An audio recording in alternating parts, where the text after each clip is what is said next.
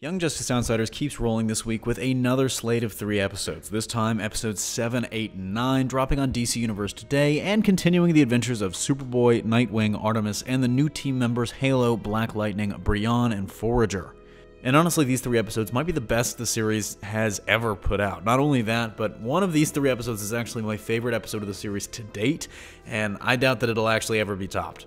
In the 7th episode, Evolution, dedicated to the late Miguel Ferrer, we learn more about the history of Vandal Savage, with a retelling of his origin and backstory throughout human history, as well as the origin of the Light, including several encounters with aliens, first Starro and later Darkseid himself, but more on that in a moment.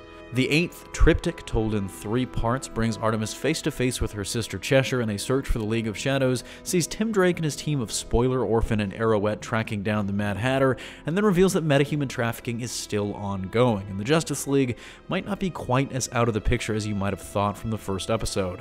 And last but least, in the 9th episode, Home Fires, told in 2 storylines, the training of the new team members continuing while Lobo hunts down Forager, and Orm the Ocean Master preparing to kill the spouses and children of the Justice League who were gathered for a playdate, unaware that he himself is being watched the entire time. And all in all, these 3 episodes are each shining examples of just how good the series is when it's at its best, which is to say, really one of the best shows DC Animation has ever produced, if not the best on its own, with some apologies to diehard fans of Justice League the Animated Series and Batman Beyond. Personally, I rank it higher than either of those two. I think it's the best thing DC Animation has ever put out, but that might just be me.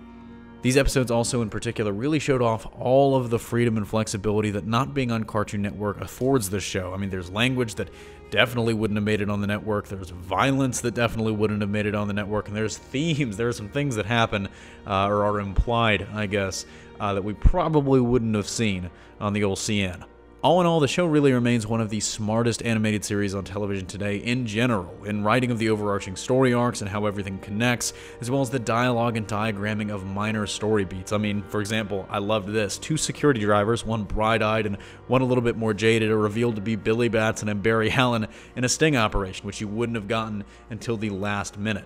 The Easter eggs are also as good as they've ever been. I mean, Orm showing up in episode 9, along with Lobo at his full strength, basically handling the new Young Justice team with ease, Starro making an appearance in episode 7, even though he's not named specifically, and characters like the Mad Hatter getting run, and being, made serious villains. It's the kind of interconnected universe I would love to see them pull off on the big screen. Some fans may not like a little Batman v Superman joke in episode 7, but that was honestly kind of hilarious to me, to see that debate of who would win, and the idea of them fighting in general looked at in this context, basically being commented on by Superboy and Nightwing. But I do want to take a moment in this review to specifically highlight episode 7, Evolution. That is, as I teased in the beginning of the review, my favorite episode of the show to date. And while anyone that's watched Justice League Doom knows Vandal Savage's origin, this episode focuses more on his motivations and his operations throughout human history, both out in the open and in the shadows. It's incredibly complex, and really goes a little bit farther than simple world domination,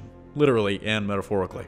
From facing off against Darkseid in the 13th century when he was known as Genghis Khan, to facing off against Starro thousands of years before that in Babylon when he was a demigod and creating the Light, it's one of the most intricate and nuanced depictions of a villain that we've ever seen in any DC product, be it comics, small screen animation, small screen live action, or big screen film productions. They make it very clear that Vandal is, he's a villain, but he's saving Earth, his planet. But you kind of question, is it because he actually cares about Earth and he cares about humanity, which you kind of doubt, or is it just for his own purposes? And they make it clear that he's working with Darkseid, but that's really only because once Darkseid conquers the galaxy with Savage's help, the two of them are going to duke it out for galactic control.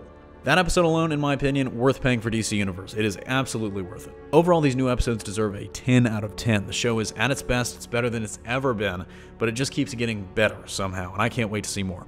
That's going to do it for me here, though. Thanks for watching. Don't forget to smash that like if you like what you saw, subscribe for more great content every single day, and consider turning on your notifications to be alerted every time we upload a new video. Signing off, this is CJ, and I'll see you next time.